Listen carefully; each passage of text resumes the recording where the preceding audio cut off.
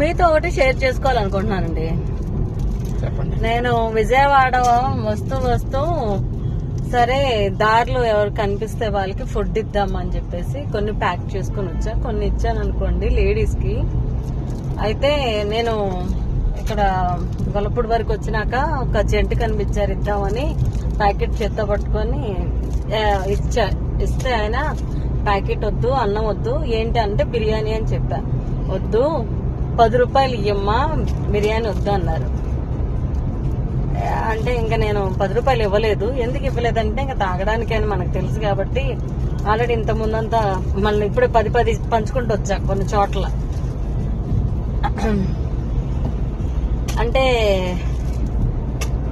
ఏదో ఒకటి పెట్టు అనే రేంజ్ నుంచి ఏంటి పెడుతున్నారు, బిర్యానీ అంటే బిర్యానీ మాకొద్దమ్మా డబ్బులే కావాలన్న రేంజ్కి వచ్చారు.